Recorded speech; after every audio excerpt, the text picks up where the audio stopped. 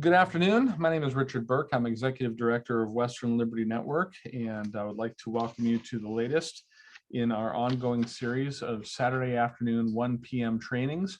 You can always get to our trainings live by going to the westernlibertynetwork.org website and scrolling down to where you see the training topic highlighted and click on the red button that says sign on to the Zoom session, and that will bring you right in. If you have Zoom signed on to your, if you have Zoom installed on your computer, that'll bring you right in. You shouldn't have to be challenged with passwords or anything else like that. Today, we're going to talk about developing your personal media campaign. But first, a couple of things I need to go through. First, I need to point out that Western Liberty Network is a 501c3 organization. It does not endorse or oppose any candidate, even the ones we train. No political party legislation or ballot measure. What we do is we provide grassroots activists with training they need to be successful in politics where they live. And then, of course, those who receive the training are free to apply that training in any way they wish going forward. Also, I'm going to share the screen quickly and show you to our website. And here you will see the Western Liberty Network website in all of its glory. I'll scroll to the top. When you type westernlibertynetwork.org, you will be brought here. And usually at the top, we have our latest event. Right now, it's this training right here. Go down and you can see information about a conference we just held in Klamath Falls. Our annual conference was held in Vancouver. And on the right-hand side, you can see a lot of resources. There are resources about trainings that have taken place at these conferences and speeches by featured presenters. And there's a lot you can get here. If you want to get training free of charge, you can go to the training tab of westernlibertynetwork.org. And when you click on that, you'll see a brief discussion of the kinds of training we provide. And then you'll see some training documents. If you go to this one, for example, petition signature gathering in Oregon, and click on that, you will see a training document on that topic. These are designed to be provided with live training sessions, but they stand up on their own, so you can use those and get a lot of good information free of charge. Scroll down a little further and you will see our Saturday training sessions, of which this is one, and you will see a variety of topics. We have over a year's worth of topics here that you can look at. And sometimes I do the training. Sometimes we have guest trainers do the work. And as you can see, some of them here, Suzanne Gallagher, Tom Cox, people like that who are experts in their various fields. So that is all available free of charge. And if you decide you like what you see and you want to support it, you can go to the Support Western Liberty Network tab on the westernlibertynetwork.org website. And if you like what you see, you can make a one-time or a automatic recurring monthly contribution at that point. So that is our website, and we encourage you to visit that and see what you can take out of that for your benefit. So I'm going to stop sharing screening now. I'd like to welcome Jennifer, who has joined us online, and we're going to talk about developing your own personal media plan. Before we begin, do we have any questions going forward? No? I'm good. Okay, good. Very good. All right, very good. A lot of people don't realize how much media they can generate themselves as an activist. It is expensive to get on the radio. It is expensive to get on the television. It is expensive to get into the print media and all of these things. But there are ways that you as a person, as an individual, can develop your own media campaign, and you can do all of these things for free or very little in the way of cost. And so I'm going to go over some of the things that you can do and how you can make your media plan.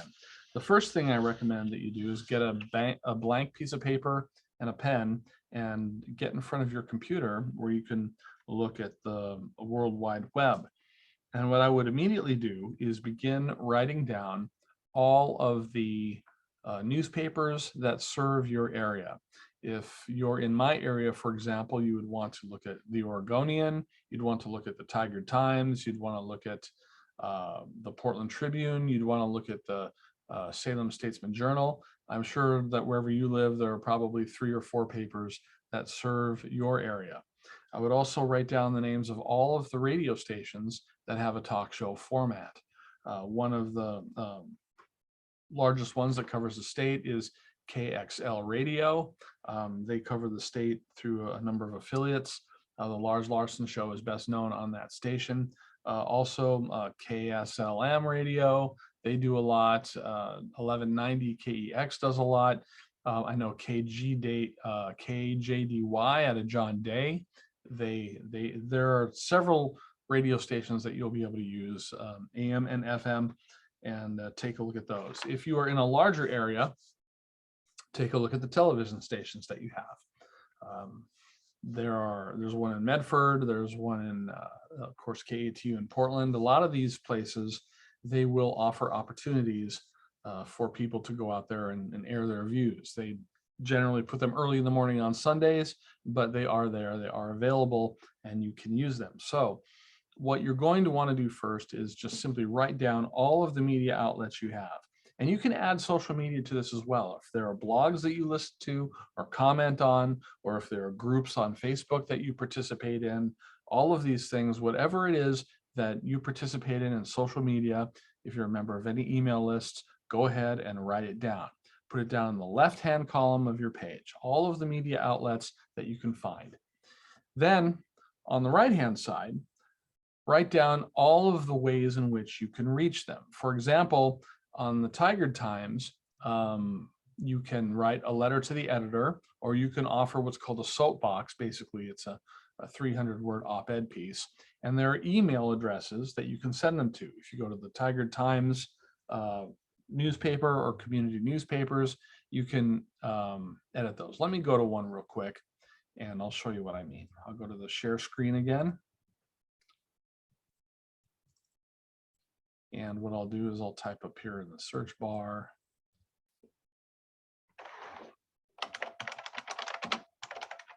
I'll put the Portland Tribune. And virtually every newspaper in the state has a website like this that you can look at. And they change them around a little bit. So there's no, if you go to opinion, in this case, it's opinion. Sometimes it's under news, sometimes it's under other things, but you look around a little bit, scroll down a bit. By the way, here are all the newspapers in the Portland area. A lot of these newspapers own a lot of other newspapers. Here, submit letters to the editor. Here it gives you the guidelines. Almost every newspaper has guidelines related to letters to the editor. Watch those. But the point is, again, on the left-hand side of the screen, you're going to put down all of the media outlets that you can think of or find in your area. And on the right-hand side, you're going to put down how to access them, what the websites are, what the email addresses are, all of those kind of things. I'll go back to share screen for just a second. And on that side, if you scroll down, it tells you what it wants for letters to the editor, what other things you can do like op-ed pieces, and all of the newspapers you want to enter them into, and your information, because almost nobody will print an anonymous letter. We'll go over letters to the editor in just a little bit. But the point I'm trying to make here is that what you want to do is radio stations, newspapers, blogs, television stations on the left-hand side, how to access them, phone numbers for producers, or phone numbers to call in on talk shows, put them in on the right-hand side.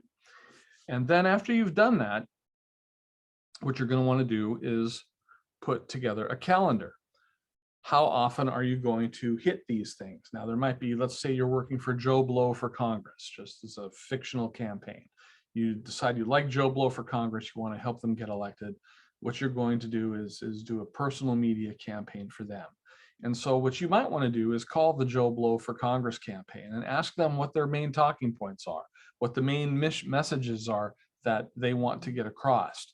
And now you might have your own message and you can do whatever you want, but sometimes the candidates or the ballot measures that are doing their own campaigns, they've done a lot of polling and they know already what messages actually move voters, what messages actually persuade undecided voters. And so you can call those campaigns, ask to talk to somebody who is responsible for campaign messaging, and simply say, look, I'm putting together a personal media campaign based on calls into talk radio shows and letters to the editor and that sort of thing. And I want to know what, 3 issues you really want to push. And they'll usually tell you. They usually tell you the 3 things that they want to do, the messages that they want to get across to the electorate. If you don't like those 3 messages and you want to use your own, you can. This is your campaign. It doesn't belong to anybody else. Nobody's paying for it. It is yours. But it's always a good idea to call the campaign you are trying to help and ask what their messages are, because they tend to be poll tested and they can be informative. And if you just want to help them get their message out, that provides you with something that you can do. So if you read the guidelines for the letter to the editor, like the ones I just showed you, they will tell you how often they will accept letters to the editor from one person.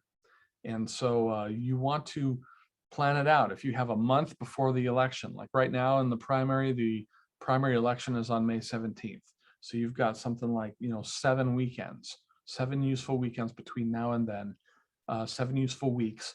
And if you've got a place that prints 1 a week per person or 1 a month per person, that tells you how often you want to send a letter to the campaign. Now, some newspapers, they will only print a letter to the editor from the same person once a month.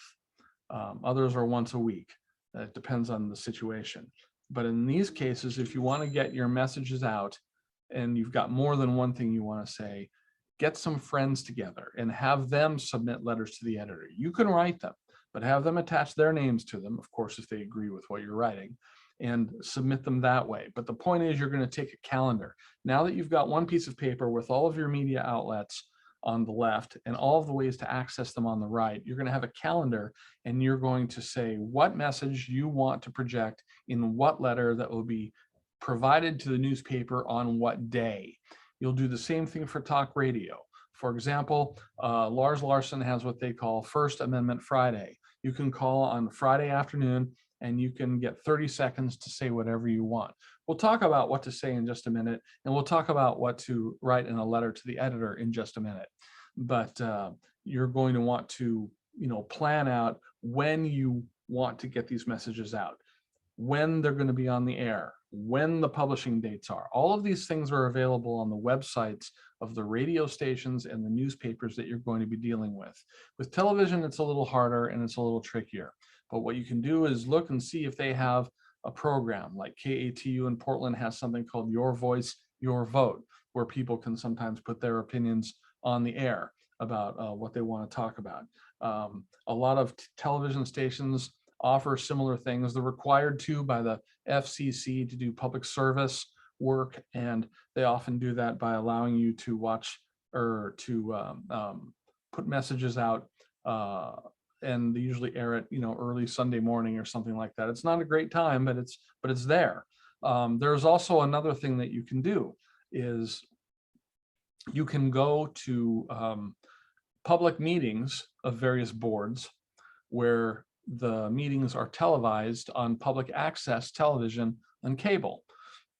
If you testify during open communications, this is time when you can talk about anything that's not on the agenda. You get 3 minutes to say whatever you want.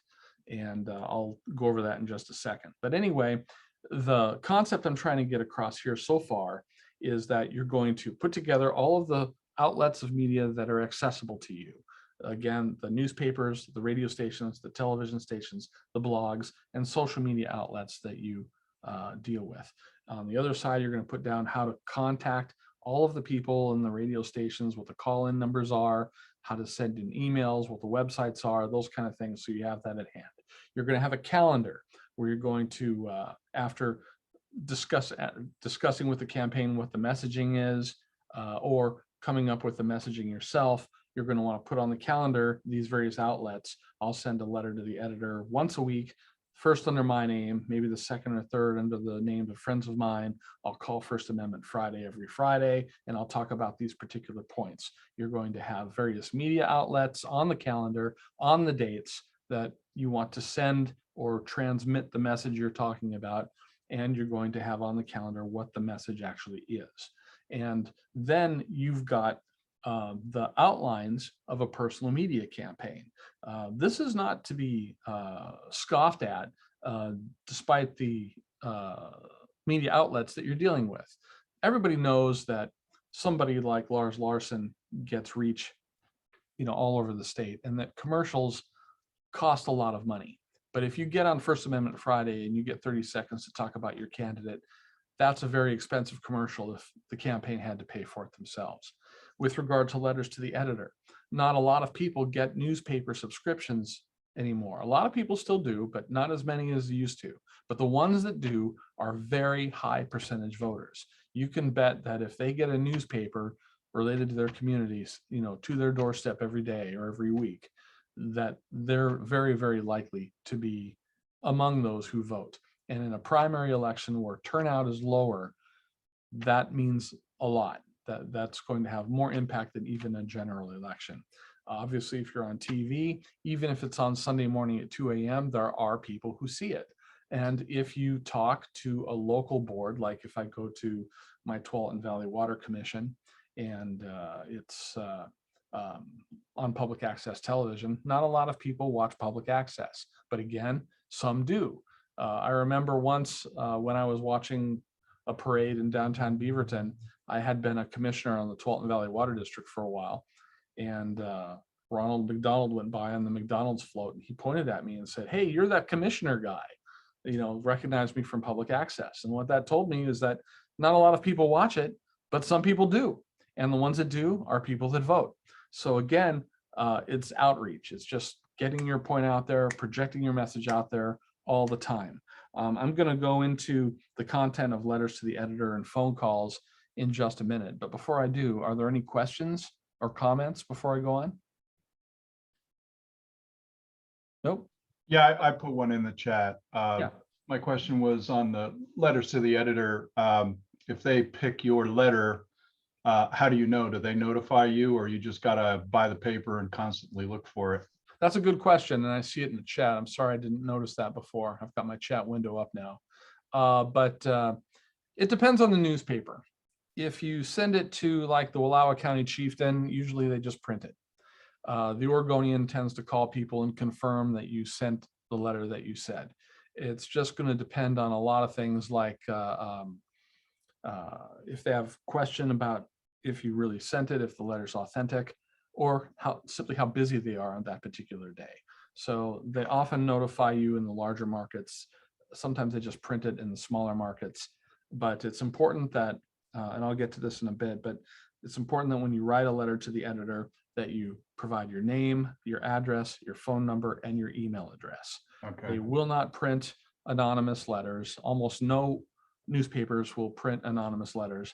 And if they have all of that contact information, they're actually less likely to contact you because it attests to the authenticity of your letter, the more information that you I see the power in what you're talking about, because as an example, I had a good friend here in Charbonneau put my name up and contact info to a reporter for Pamplin, that puts content in the Villager and the Wilsonville paper, and they called me, did an interview, and it was a big, beautiful piece with my smiling face, which is good for radio, and the rest of it. So it was a good experience. Yeah, and it really works too, and people see it. Let's see what I can find here. I'm going to go back on share screen. I'm going to look at another paper, a smaller one. This is, I'm going to go to the Wallowa County Chieftain.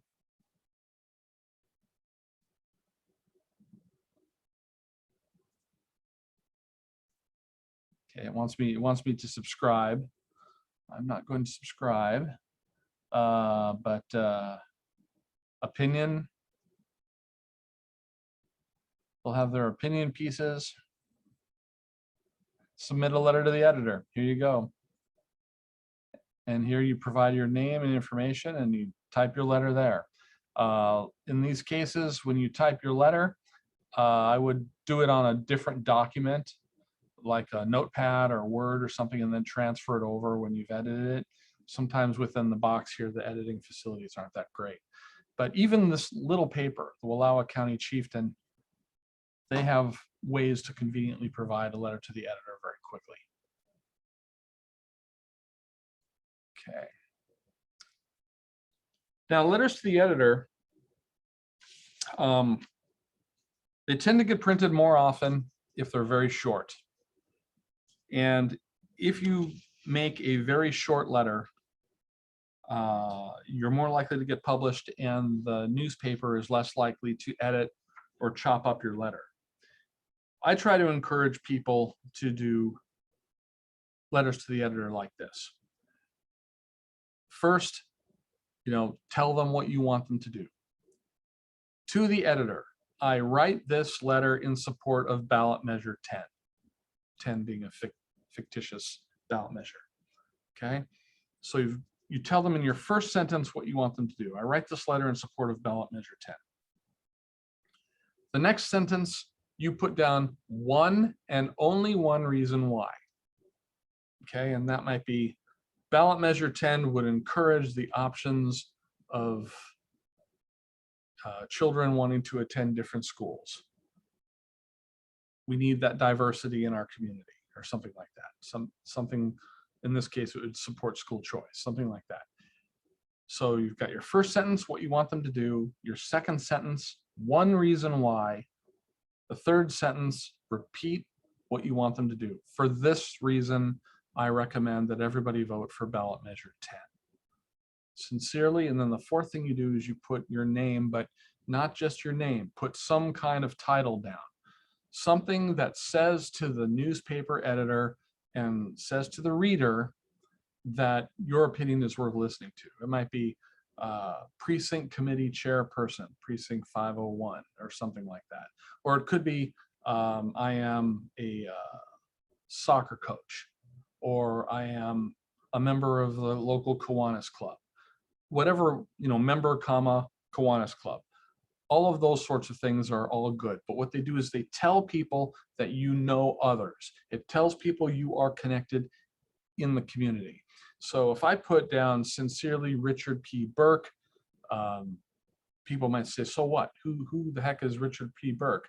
But if I say member local Optimist Club, soccer coach, school volunteer, whatever it is, then it says, oh, Richard Burke, he's connected into the community. Maybe I should look at what their opinion is, or maybe I should weigh his opinion a little bit more. So always put some kind of title. So letter to the editor, first sentence, what you want them to do.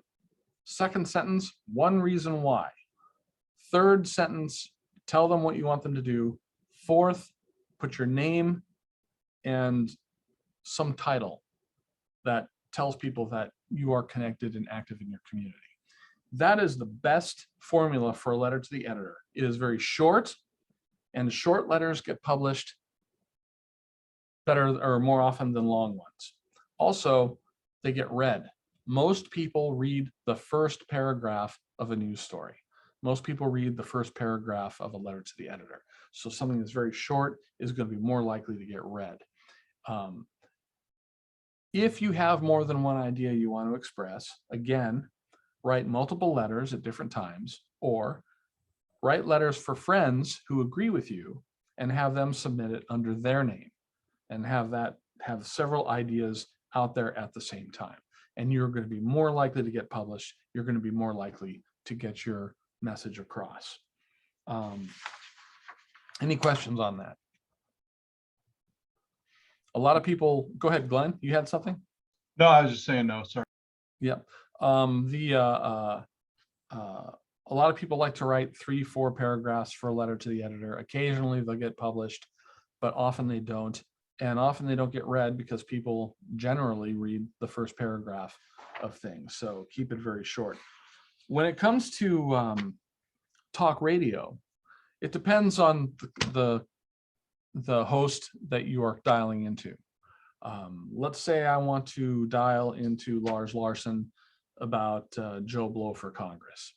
The screener, there'll usually be a screener. In very small markets, there may not be a screener. In very small markets, your phone may be answered by the person who's actually the host of the show. And they've got a little kill button. So if you say something they don't like, they can press a button. And because there's a 7-second delay most of the time, but and there's a delay on almost every radio station. But in mid-size or larger markets, there will be a screener. They will ask you what your name is. They will ask you what you want to say. And just be very clear, I want to say that I support Joe Blow for Congress. And they will put you in a calling queue. Most of the time, if you're patient and there's still time left in the show, you will get called in. You'll hear a click of maybe a second of fuzz, and then you'll be on the air. Don't get phased if, don't be listening to the radio while you're waiting, because what's on the radio is usually about 7 seconds behind what you can hear on what you hear on the radio is about 7 seconds behind what they're actually saying. And it can be jarring if you try to go from one to the other. So once you get on hold, you can hear the program, turn your radio down so you don't have that issue. Hosts get real mad at you if you don't turn your radio down. They can always tell. And then if your host is a hostile host, or you don't know who the host is, you can do much the same thing on a talk show that you can do on Letters to the Editor. You can say, hello, my name is Richard. I'm a member of the local Kiwanis Club and speaking as an individual. I support Joe Blow for Congress. He's lived here for a long time. He understands the problems of our region. And for this reason, I ask that you support Joe Blow for Congress. Thank you. Click. Okay, that's it. If it's a hostile host, doing something like that will make it hard for them to argue with you, because you're there, you said your thing, and you're gone. They might talk afterwards, but you can't get into an argument. If you think you're talking to somebody that's friendly, stay on the phone and say your thing, same thing. Hi, my name is Rich. I live in Tigard. I'm a coach on my soccer team, and I'm a member of the local Kiwanis Club. Speaking for myself as an individual, I think Joe Blow would be great for Congress. I wanted to get on the air and say that. So please, everybody, vote for Joe Blow for Congress.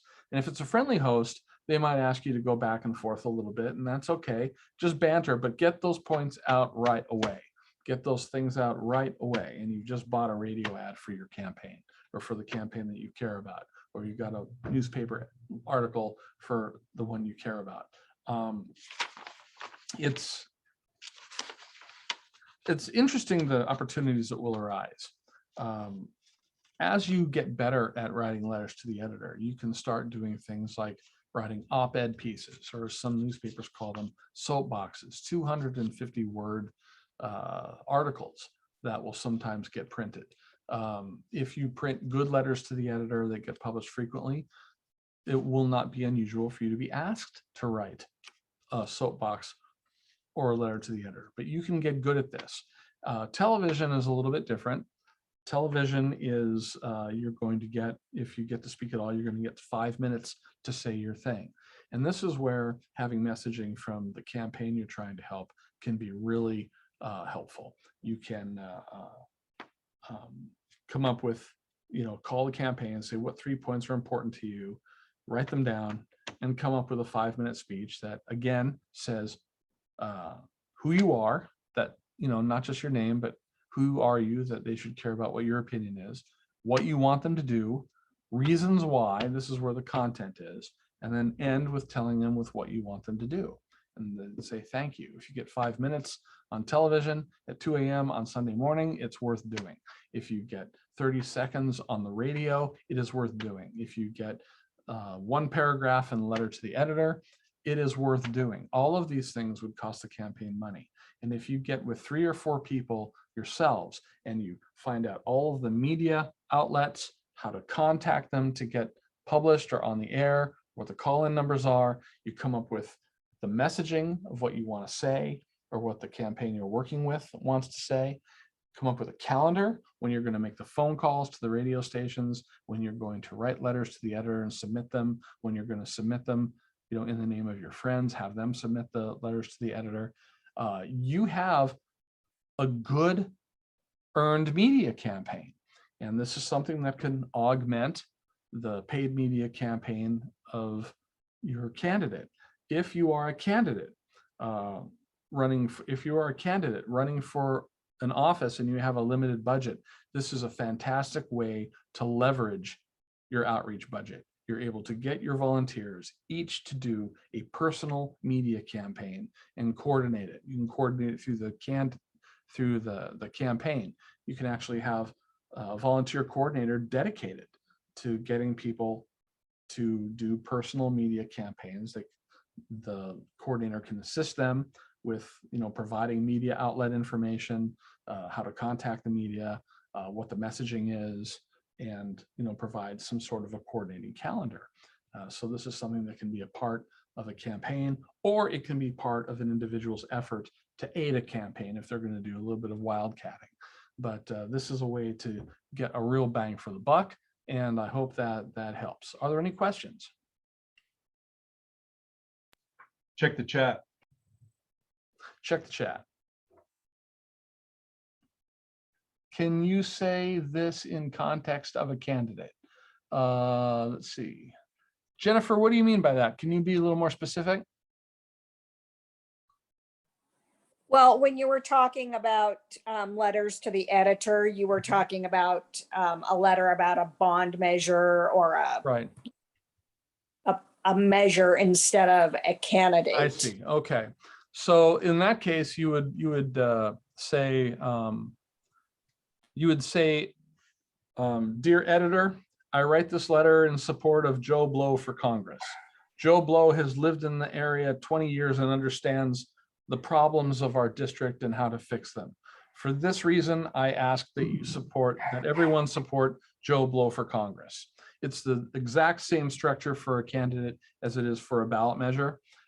You're telling them what you want them to do. You're giving them one reason why. You're telling them what to do again, and then you're providing your name and some text of information.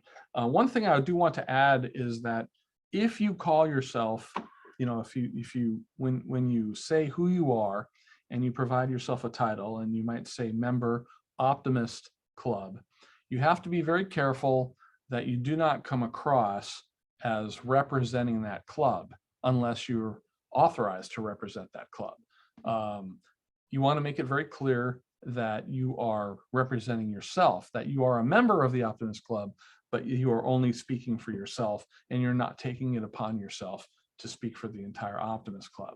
And the easiest way to do that is to begin your letter with speaking as an individual for myself, and then you go on. So it's like, speaking as an individual for myself, I encourage everyone to vote for Joe Blow for Congress.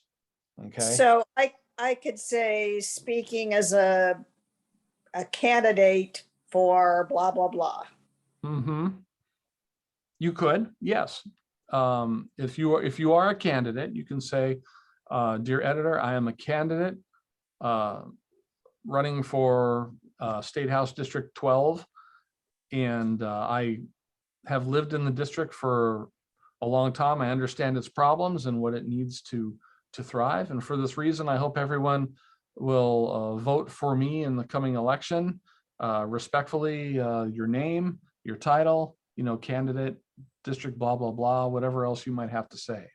But if you are in the title telling yourself or saying who you are, sincerely, Richard Burke, member Kiwanis Club, if you're going to call yourself a member of a club and you're not authorized to speak on behalf of that club, you can keep yourself out of trouble by beginning your letter simply by saying, speaking as an individual, comma, I believe everybody should vote for so-and-so. So at the bottom of that letter, when you say you're a member of the Optimist Club, if someone says, hey, you're not authorized to speak in front of the, for the whole Optimist Club, you can say, no, it's all right. At the very top, I said, speaking as an individual I just said I'm a member of the Optimist Club, but that my letter says I'm speaking as an individual.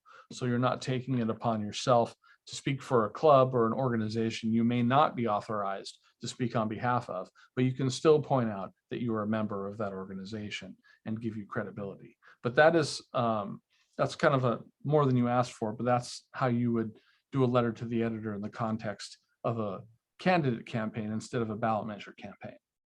Does that help you? Yes, thank you. Very, very good. Are there any other questions? Okay.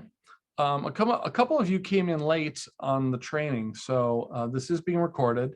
So within a couple of hours, this will be available to review on the training tab of the westernlibertynetwork.org website. Scroll down the training tab and you will see this recording there in just a couple of hours, and you'll be able to review it if you came in late. But other than that, that's the training for today. I hope it had some value for you. We will have another one next Saturday. So are there any other questions before we call it a day? I assume because I signed up, joined, whatever you call it, I'll get advanced notices of when your next Zoom meeting is? Yep, it's always 1 o'clock on Saturday, but if you do not get other emails, send me one and I'll make sure you get on the list. My email, the best way to reach me is rpbcentral@gmail.com. So that's like Robert, Paul, Baker, Charlie, Oscar, Mary @gmail.com. And I'll make sure that your email address is added to our email blast. Great. Okay, anything else? Okay. I had a quick question. Yeah, Nicole. Every week, is it a different topic or more in depth on the same topics? Different topics. And Okay. sometimes it's me providing the training. Sometimes we have guest trainers, experts in their field who provide the training. But we bounce around quite a bit. And Thank you. no problem. And if you go to the training tab, you'll see a year's worth of sessions that you can view at your convenience.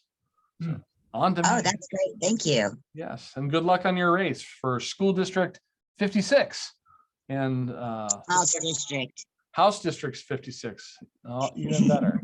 So it looks like we've got a couple of candidates online. So, all right, well, good luck. Contact me if you have any questions, and maybe we'll see you next Saturday. Same bat time, same bat channel. God bless you. You too. Take care. Bye.